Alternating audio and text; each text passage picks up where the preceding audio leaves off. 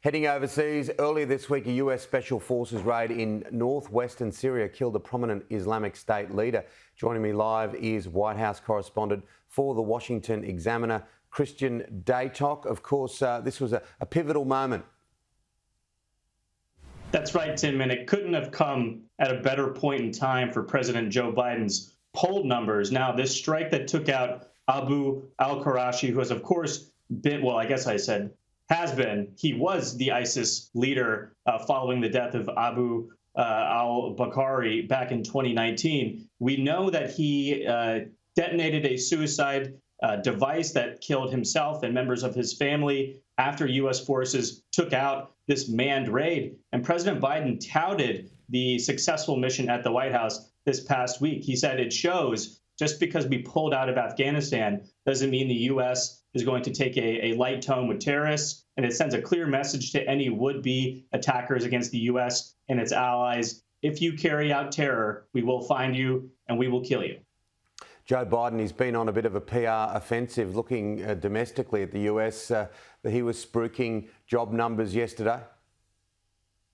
That's correct. And it was actually a huge month for the Biden administration. On the heels of that Syrian raid, the U.S. economy outperformed labor expectations by nearly 300,000 jobs added for the month of January.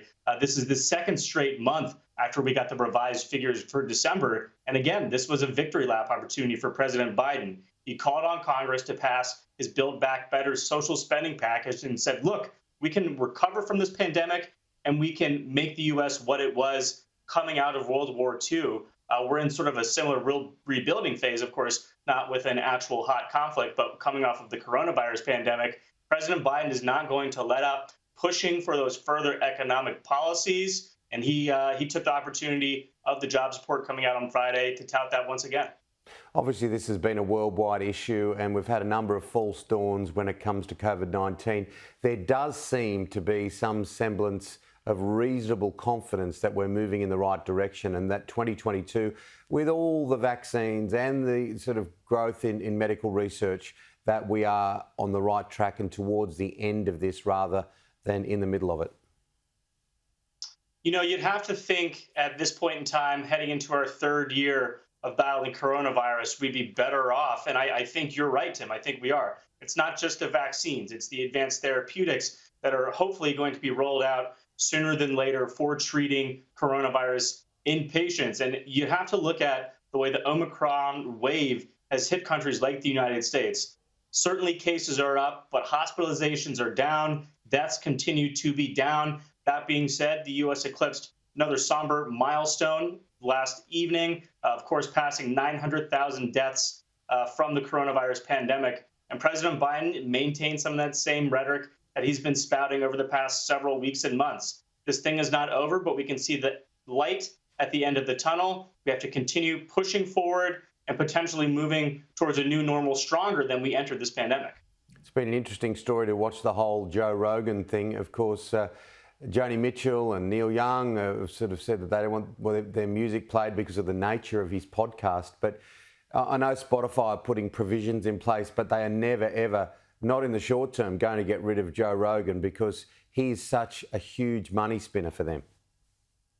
That's right. Spotify needs Joe Rogan much more than Joe Rogan needs Spotify. He's the largest podcaster in the United States and one of the largest podcasters across the world. And I think what this shows is that there's sort of a generational power dynamic at play in sort of the social milieu of the United States. Neil Young is a fabulous artist, one of the greatest songwriters of all time, but I don't think the majority of Joe Rogan's audience are going to Spotify to listen to artists like Neil Young, okay? That's our parents or even our grandparents' music. And this just goes to show the shift in power and who's driving the cultural conversation here in the United States and across the world.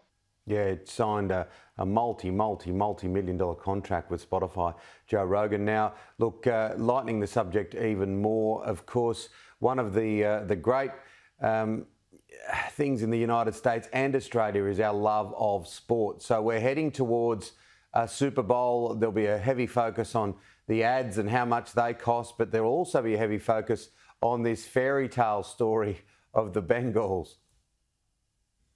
That's right. The Cincinnati Bengals have been one of the losingest franchises in American professional sports in my lifetime. Of course, they hadn't had a playoff win since 1991. That was before text messages were a thing, with people having their iPhones and whatnot. So it's great to see a town that hasn't had a whole lot of sports luck in the past, or the recent past, get it an opportunity to shine on the highest stage possible here in the United States. Of course, the Super Bowl is really the ultimate sporting goal here in the U.S. It should be a great game. Of course, Sean McVay and the Rams have been there before. I don't personally have a dog in a fight. I'm just happy it looks like we're going to get another close matchup and another memorable game on what's been, the tail end of a rather historical season here in American football. Oh, it's been a cracking final series, that's for sure. So it's going to be very interesting. I'm sure there's another twist in the tail in the Super Bowl.